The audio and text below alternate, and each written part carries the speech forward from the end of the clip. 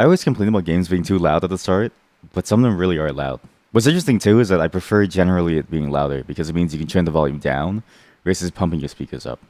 This is some more Steam Next Fest stuff. We're going to be doing this for the rest of the day, and then we'll be back to Spooktober after I'm done my break. There's a game called VOIN. I've heard it described as if you have Hellslinger, or I guess like, well, not Hellslinger. What's that? The game? Ultra Kill, if it was much more focused on action mechanics. Which I don't know what that means, because wasn't Ultra Kill like an action game? I'm not really sure. We're gonna go for a modern gameplay, I guess. Jesus Christ. The volume is on 40%. 20%. 20%, and then it's viable. I have no clue about what this game is. I just know that this is one of the more interesting demos that came out. It genuinely looks kind of fun. It's a very gameplay-focused demo, so there's not going to be much story, I don't think. Lightning. Oh no, and it also mutes when I alt-tab. Oh no. Master. And you are the pinnacle of my creation. That's a good mic. Well, it's not really... Rise now. Proximity And effect. serve me and the world. Rise now.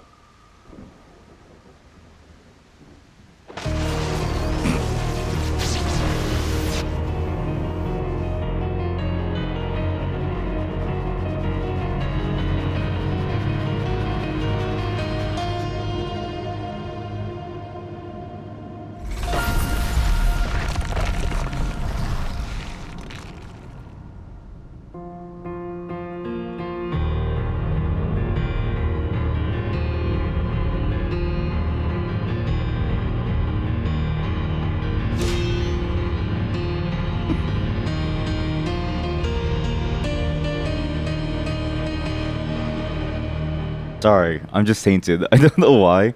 Very dramatic intros where it's like B-roll shot, character looking up, B-roll shot, character looking down. There's something about that. Even from a cinematic standpoint, like I go into a movie theater now and I laugh at that kind of intro. And it's not because it's bad. It's actually a pretty interesting intro. But it's just, there's something funny about the way that the character does things. First off, man, my camera bobbing is just way too strong. But also maybe health bars. Also, I deal with that. Okay, cool. Frame rate limit, put that at like 60. I don't really care about too much.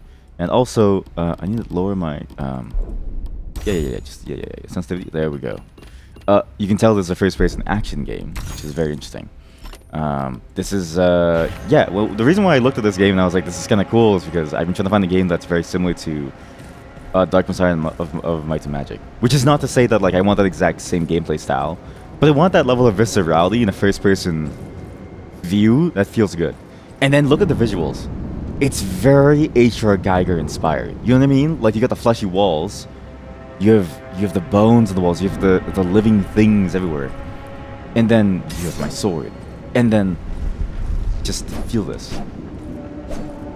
Now obviously it's not the same because you just kind of swing it over and over, and then you just hold to do certain attacks and stuff. But that's kind of all you really need, right? You don't need a very complicated system. Maybe all you need is a very simplified system to play with. And like, look how graphic this is. It's very interesting for like a style of the game.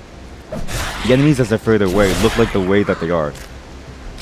They look like they have a lower frame rate until you get like closer. And then when you actually do get closer, it feels really good. And then you swing and it's like, oh, that's really, really good. The only problem is this game is it's very weird how it's both quiet and very, very loud. So let's try this. I need to get like a good sense of volume. I need to hear exactly what you hear, chat. It's very important for me too. There we go. Good. Now, what? Is this not the? It's not the building. Or... Oh, I guess I have to pick these up too. It's interesting to see a game like this pop out of nowhere. There's also no fall damage, because a game like this is typically very hard to sort of make work, right? To feel good. But they've done it somehow, and it feels really nice. And I love how there's like different ways to swing too. You have like upward slash, downward slash. You have all these like really cool powers that you can use to fight things with. It's very interesting, actually. It's also a bit of a roguelike. So this is not a game that you play in one go, almost like an adventure action RPG game. You just find random items and it makes you stronger over time, which is what I mean. That's how roguelikes are. But when I saw that, I was like, oh yeah, this is up my alley. Roguelikes have a very addictive quality to them, which is that you can keep playing it, and it always feels new, even if you're playing the same game. As long as the gameplay framework is fun, like this, there's not really much that you can complain about. Corruption's not allowing me to see the qualities of it. I have to cleanse it first. Poison Vial Pendant, sure. I can take a guess as to what that is. I don't use dash when enemy is highlighted with yellow. Oh, to avoid damage. So it's like telling me when they would attack. So if they're dashing yellow, that's when they would attack. Gotcha. There's no need. It feels really good to play. And what's interesting is that it has pretty much the same qualities that you would expect from, say, Dark Messiah of Might and Magic, right? Just enough viscerality and like a good feel of the hitbox and the ways that enemies react to you. And you don't really need the directional movement stuff. The directional movement stuff is a way to add complexity to the gameplay. But overall, if you just have this and a bunch of enemies that are fun to like cleave through, that's all you really need. My only problem is, why do they disappear so often? Can I have the bodies stay for longer? Stop motion animations. Can I have them stay for like a lot longer? I guess you can't. Light attack, hold heavy attack. Yep, restore heavy hard charges by hitting enemies. Heavy attacks restore more but slower. I see. So you heal by hitting them. Good. What the hell would a what would retro controls have been in the context of this game? One thing that's interesting about this roguelike, and it's a problem that I've noticed in many different types of roguelikes, it's the traversal aspect. Moving is a very laborious thing in these games. It takes a long time to get anywhere you want to go, and by the time you get there, all the action is kind of out of your mind. What? Sheath weapon? Oh, to switch between movement and combat stances. Oh, that's interesting. How did he do that? Ah. Oh, that's actually cool. Okay, good. Well, you know what? That absolutely solves all of my issues. Like, they should just start you off in this mode. Because this is the killer feature. Oh god. Never mind. Maybe this is why they didn't want to start you off in this mode. It's first-person platforming.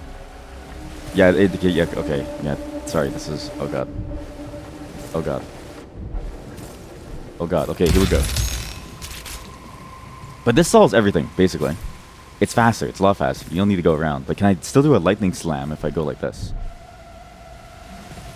No, you can't. So there's a bit of danger where if you want to do a lightning slam, so if you know that you're about to go into a combat situation, you'll want to switch back to your weapon as you fall. Otherwise, you're going to die. Secret treasure found. Nice. Weak heart has +4 charges. Oh wait, no, but there's a new one. Corruption's not allowing me. Sure, I'll take it. Vampiric heart. Ring of floating butterfly. Sure, I'll take it. Can I equip these? Cool. I mean, what's the harm in equipping it? Yeah, I don't know what it does, but does that really matter in the grand scheme of things? Probably not. It's green. It has to be good. Green has to be good. Worst case, I just die, right? It doesn't really matter. Lightning fragments. On hit, generates lightning. Huh. It's a very interesting system to do things with. And boy, it's fun. What's nice is you can pull up your weapon at the last second to do like a very fast charge, but... Every attack spend knockback charge to stagger all monsters hit. Oh, that's what the yellow bar is. Okay, that makes sense. Because I was like, what is that?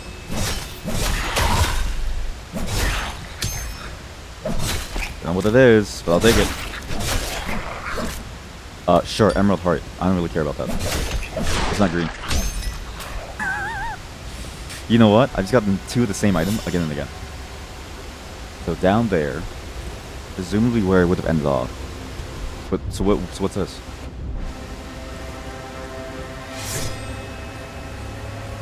I do find it interesting that they have this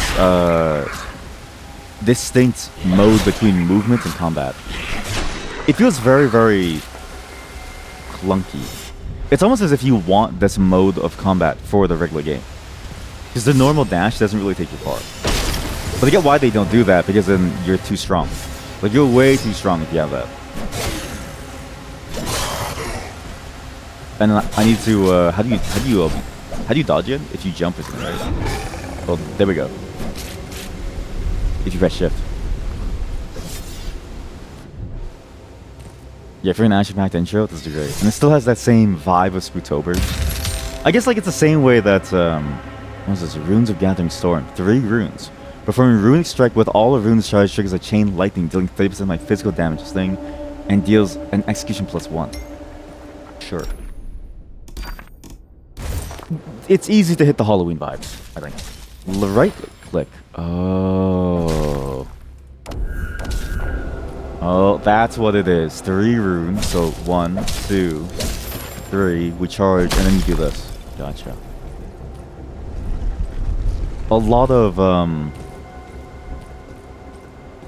Halloween stuff just sort of devolves into spooky atmosphere and characters that look interesting or like very, very meaty, let's say.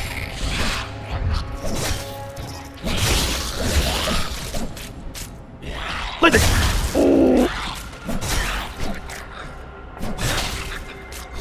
Oh, this feels good.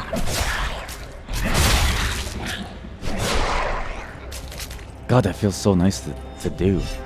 Just the fact that you can like push the lightning out feels so good. Eat shit! Okay, that didn't slam. I thought that was slam.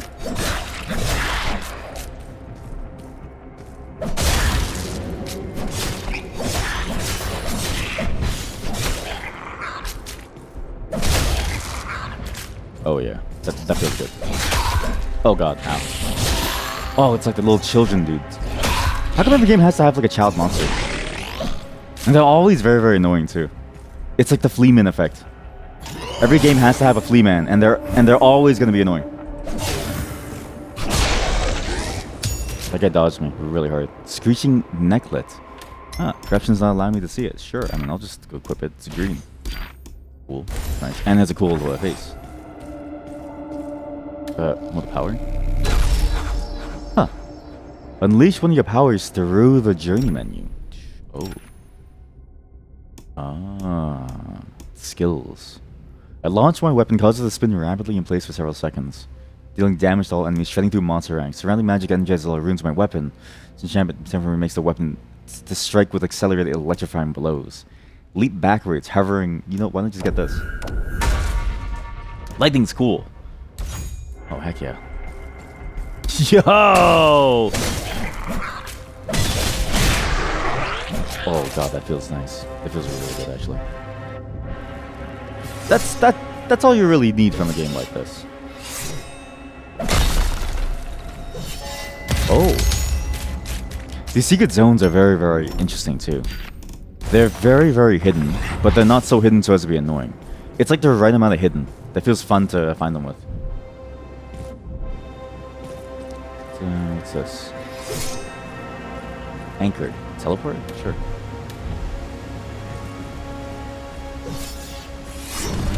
Oh! What the fuck?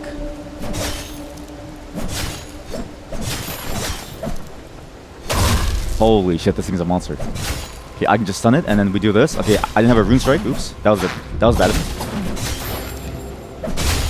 It doesn't matter, because he's gonna die anyways.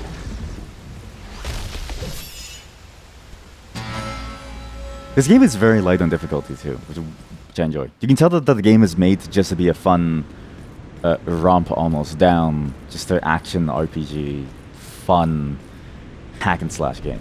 This is the main hub. It's what I mentioned. We can cleanse items and do other things here. Look at this. That's a nice look. Oh fuck. Welcome to the Honorate. Cleanse your thing. Level up your stuff. Level up your character, decide which open world level you want to explore. Only one is currently available. It's a very interesting vibe in this game. I think that Geiger-esque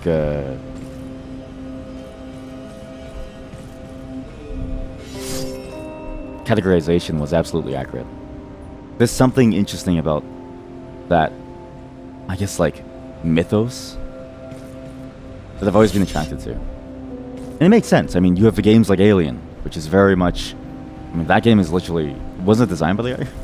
Or like he had a huge part in the original Alien design. So you get that sense, and it feels nice. Very, very nice. There's something up there. I want it.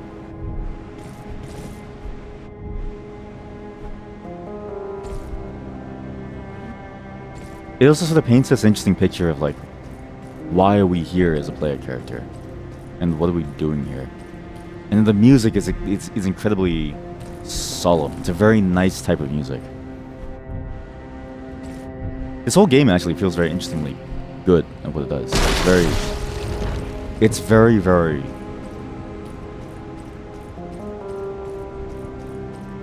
cool. The vestibule, the main road connects to all the rooms. There's various NPCs that are not in the demo.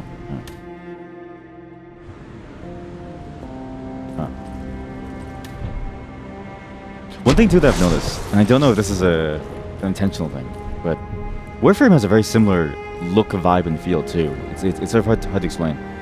But the way that Warframe has always looked, even all the way back to God,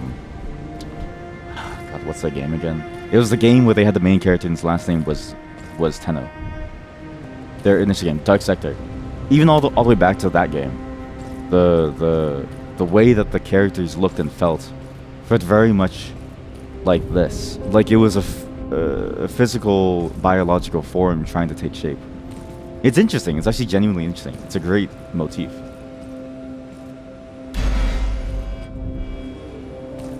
But what's this? I guess that's not inside the demo yet, or maybe it is. I was hoping to... Oh, you can actually pull your weapon out to like sheath and then swing with it. I need to go... I want to identify my stuff. I'm gonna be honest with you. But like that. Wow, these levels are expansive too. Holy shit.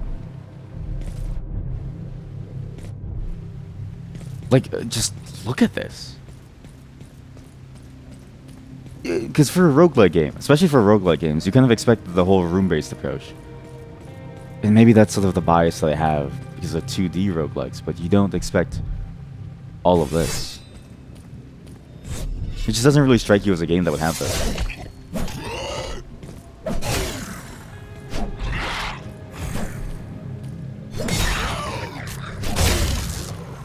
Which is interesting. But it's like, there's no reason for the game to go this hard.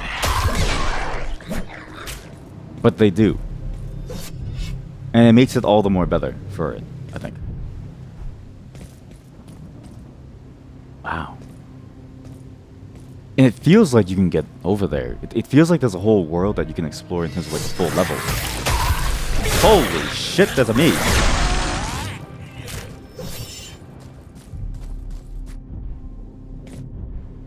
This is a very cool game.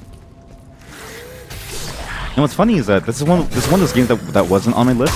But the moment I saw it from the Steam Next list, I don't know how Steam does it. There's a recommendation system on Steam that's extremely good when it works well. And when it worked well, I was like, holy shit, yeah, this is some good stuff.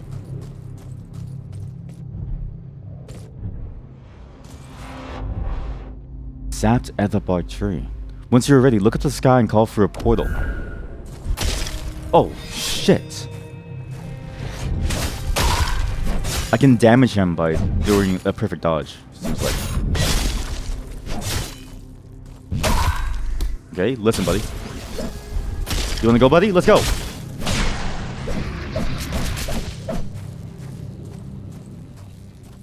Huh. Guess why we're here. Oh, except to find treasure. Yeah. Where is it? Ah! Nice. Oh, we have a claymore. I don't know what this does. 48 damage though? That's pretty good. And this thing's blue. Nice. I don't know what that does either. You know what? We'll just try it. Blue vampire cards? Yeah. Let's try that. This game feels really good to play. And I'm glad that it gives you the motif of like a two-handed too. It's a very... I love melee games. I love melee combat games that just really nail the feeling of a good heavy weapon. It's just something satisfying. Like that? That doesn't get old. That's never gotten old. In Mountain Blade, it feels good. In Dark Messiah Might and Magic, it feels good. And, oh.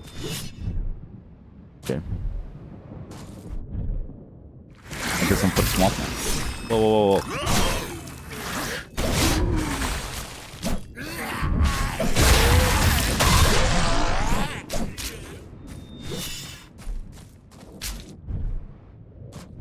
But again, it still does suffer from that problem of like movement feels very laborious for no good reason. Or like it definitely feels like there's a reason for it. But because it's so annoying, it kind of makes you not want to explore too much. It's a hard balance. To be fair, it's just a hard balance. It's like, do you make movement too easy, in which case you sort of ignore all the cool things in the level because you move so fast that it doesn't really matter, or do you make it too hard such that there's no point in you even bothering to explore because like you're just gonna spend all your time running around. What the hell was that thing?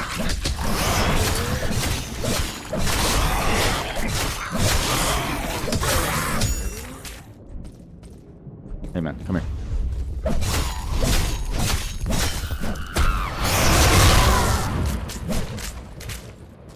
We have a new weapon. There's different weapon archetypes. And now there's even sickles. I'm curious what this is.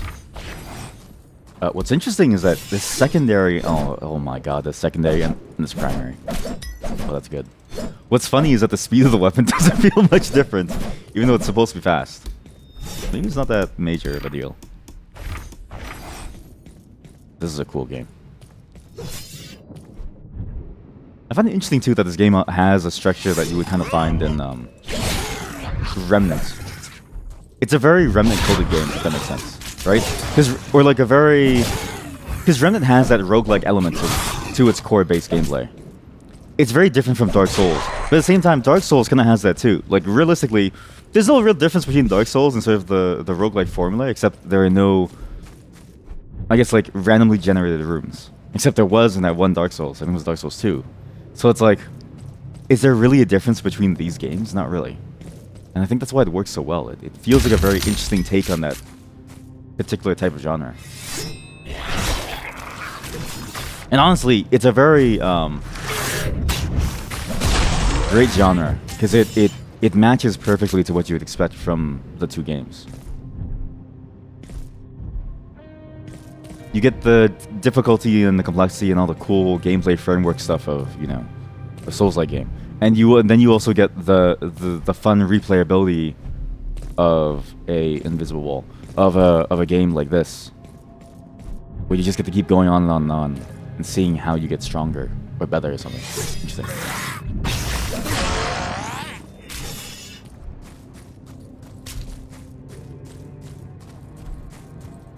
It's actually a very solid take on the game. It's very nice. But there. Oh wait, now there's a dual iron sword. Cool. Try it. Oh yeah. You ever watch Sword Art Online? I know a dude who loves Sword Art Online. This would be his jam.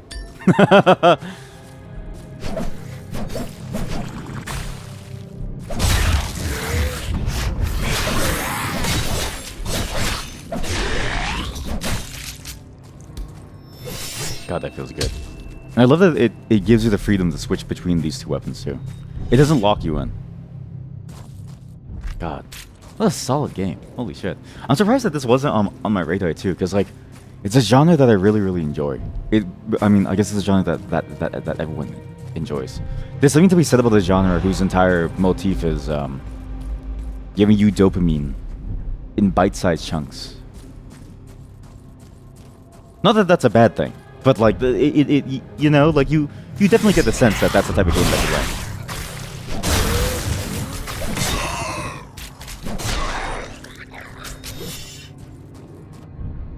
like. But I guess it's sort of part and parcel with a larger problem that I've been seeing.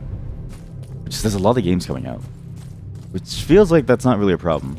Until you come to consider that what that means is that you can't see everything the world has to offer. It's very hard to see everything that the world has to offer. And there is so many. It's invisible. Hello, gamers. I love the emotes so much. How are you, chat?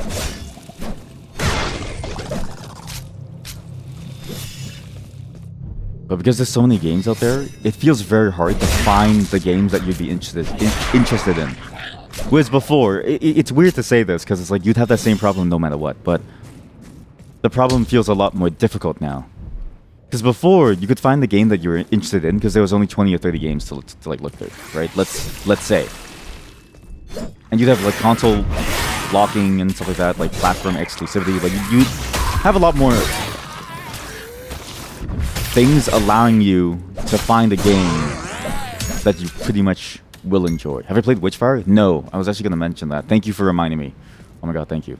So I saw gameplay of that game, and I was like, that game looks up my alley too. Because it's Witchfire is this, but with guns. And I like guns. The problem with that is that, again, it's sort of like, where's the time? But thank you for reminding me. That's the one game comparison that I want to make as well.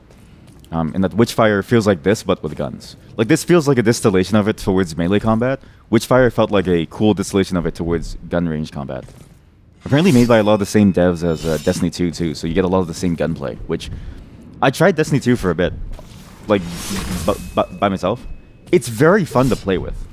I will say it's a very fun game to play with. Who's this guy? Who are you? Come here, asshole. Lightning! Oh, fuck. Oh, you're dead already, huh? Have you played some Witchfire, chat? It does look good. Oh. Oh, that's what this is. Oh, that's what that is. Okay. But it's sort of the problem with these games where it's like, they take a very inordinate amount of time to really get into. Which isn't bad, but it just means that, like, something has to go, right? It's either Silent Hill 2 has to go, or it's either Dragon's Dogma 2 has to go. Like, we have to... It's a bit of a pacing issue on this channel. And it's entirely self-inflicted. But even that game, I didn't find on my own. I found it by watching someone else, right? And it's weird how many games I find now from watching other people to play. Because it's again, there's just so many games out there that it doesn't seem like there's any store system or newsletter system that really helps me find these games.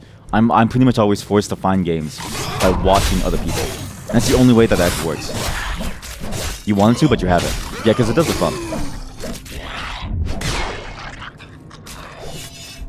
I mean, the good part is that you can try this game right now. It's a free demo. Oh, you think you played the Witchfire demo? Oh. There's a demo for it? See, even that. It's like, how do I miss games like this? And, like, there has to be a system, right? Where Steam can, like... I have to give Steam my DNA or something? I'm gonna give Gabe Newell my DNA, and he's gonna figure out what games I enjoy. Because that's how it works. It's in your DNA to like certain types of games. I'm a violent gamer. Hello, gamers. Hello, gamers. Who are we cutting down today, gamers? That was a cool side round.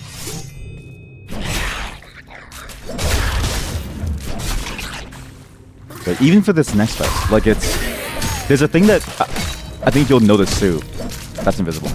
The next fest went from being themed into not themed. So I don't know if they're still doing themed next fests, but it feels like the Steam Next Fest has evolved from being a themed thing into whoever wants to put their demo for this day to go ahead. And I don't know if that was an internal change or if that's a permanent change. But that's what it feels like. An orb? Oh no, I really want the orb. Oh my god, there's a fly. Oh my god, I'm gonna have to kill that fly after. I swear to god, I'm gonna kill that piece of shit fly. You know what? Give me a second. I'm gonna open my door and hopefully it'll fly away. Okay, door's open. Let's see who comes inside. pet it. It's huge. It's actually a huge fly. It's genuinely massive. I'm kind of terrified to like look at it. It's one of the largest flies I've seen in a very long time. And I've seen some large flies, chat.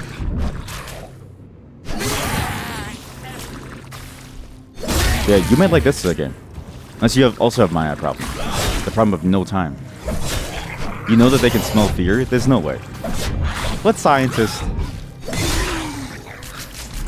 Actually, you know, I believe it. Flies seem to appear when you least expect them to.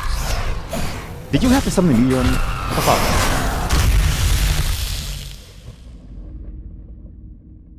You always stopped. But active vindication is inevitable. What's that mean? Well, we died. What? You lose all of your crystals. Are you kidding me? Well, if I knew that, I wouldn't have come here, but also, how do you know where to go in this citadel? That's pretty stupid. I get that you need consequences for it and stuff, right? But like, I didn't mean to go there. And the problem is that there's no confirmation of where you're going. So if you walk into a portal and you enter a zone, then you can't leave. But it's like, where do I go to upgrade my like stuff? Is it this portal or is it that portal? Because one portal takes me to the game, one portal takes me to a place where I can like fix things. So what the fuck do I do? I feel like that's a bad design choice. At least a confirmation. Because like this looks like a level. It's why, you know, it's why I left. But this is not a level. Oh, that's so stupid. That's frustrating.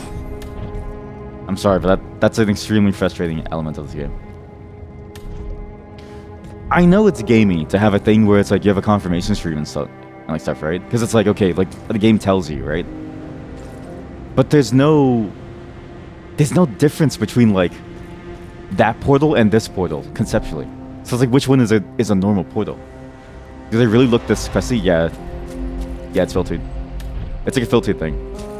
Like this. Okay, look, this has to be like a boss room. We'll extract the power from the ichor I've collected. What? Make it mine. It's a very interesting look for the game. They use it for the far away backgrounds and stuff. It's frustrating.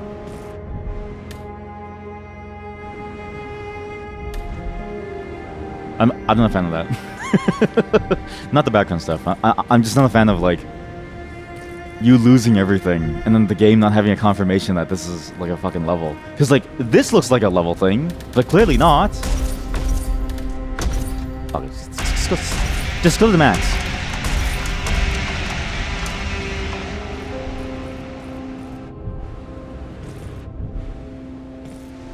Retrieve lost got to by and ichor by getting to the spot where you died and hitting the flesh clot. God damn it. Just messing me up, fam. Just mess me up. Just confuse me, fam. Fuck, I'm so far away. Oh god, I'm so far away.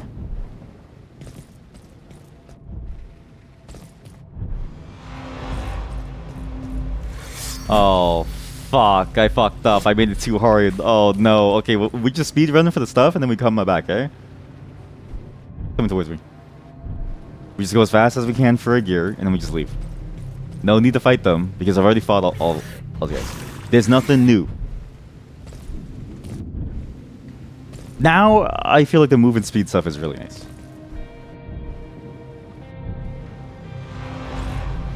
Oh god, there's two of them. One of those guys was already hard. Maybe I shouldn't have gone the hardest mode. Have I done... The anchors too feel very, very loose. They feel like they should send you further, but they don't send you very, very far at all. I need Doppelo. Doppelo! The game is still on my mind. I can't wait to see what they come up with the next, because they've been very receptive to people's spell ideas. Like, very receptive. Which is funny, but also scary at the same time. It's like... They came up with the ability to clone people. So how much crazier could it possibly get? I need to clear this bridge. Oh fuck! I need to clear the bridge. All right, let's figure this out. Just don't bother me. Oh shit. Oh god, I'm gonna die again. I don't have any fancy tools either. Like, all my fancy tools are gone. All my fancy tools are gone. Oh shit. I'm assuming if you die again, that just means everything. Okay, there's one fancy tool. Fuck you!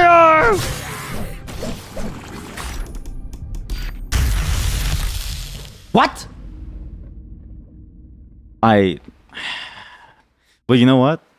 It does match the 30 minutes per demo. That's a frustrating feature. I don't like features where you need to go find your body again. Like, I get the point of them, to add like a sense of like weight to how you play and what you're doing, because it adds consequences. But it's just a time waster, and it's annoying too when it's like this. It's like, how did because once you enter here, it doesn't seem like you can go back, or like it didn't seem like it was possible to. So I was like, okay, where do I go to upgrade my like items? And then as soon as you walk as soon as you walk into the portal, which looks the same as every other portal, you just start your like journey. It just doesn't. I don't know. Doesn't really feel. Doesn't feel good. But that's like a minor issue and like a larger thing. And it's sort of like one of those things that people always forget to do, is like, just add a single message that says, hey, you're about to start the game. Like, are you sure you want to do this? Do you want to upgrade stuff? Because then it's very easy to know, oh, this is the wrong way. Especially when it's someone's first time through the game. You know where you go. But also, why does it make you lose everything, including the things that you got from the previous level? I don't understand. What's the point of you losing everything that you got from the previous level by going into a portal? Like, and then you're just stuck there, and like you can leave at any time, but it's like, it doesn't make you feel like you should have to leave, because it's like, you don't know if you're gonna lose everything. If I knew I was gonna lose everything, I would have left sooner. I thought you could just keep on going in like a weakened state. It's frustrating. It's very frustrating. UI Stop does not have quite the same flavor as a Dark Souls. As Dark Souls' message. Yeah, that's true. But hey, look, they're at least they got the same wording, right? They got the same each word in isolation has the same feeling. Together it means nothing. But I do like this game a lot. I'm glad the game had a natural stopping point of making you lose everything, and thus killing your motivation for wanting to play the game again, because what's the point? It doesn't... Like, I've never found corpse run mechanics to be fun. I've never found it fun in Diablo 2. I've never found it fun in like any game. It's just a waste of time to go back to where you were to pick up all your shit. It's like, oh god, it's like same with the extraction genre games, right? Unless they're PvP games, in a PvE game, it's like very, very laborious to go back to where you are, because you're gonna be underleveled and underpowered for the zone, and by the time you get back, you might have lost everything too, if there's other ways of you losing items, right? For instance, I probably lost everything from my first inventory, which is everything from the tutorial onwards. So it's like, I don't even want to play the game anymore. But the game is really good. If you can get around the fact that it has a corpse run mechanic, which I don't know if they should have had. Honestly, for a game like this, I don't know if consequences really make sense.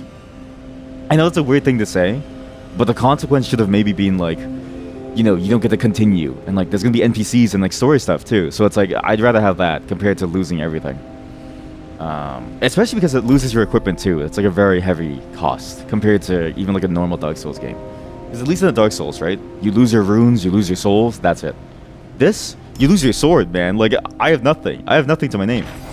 Great game. Just, I have no patience for corpse run stuff anymore.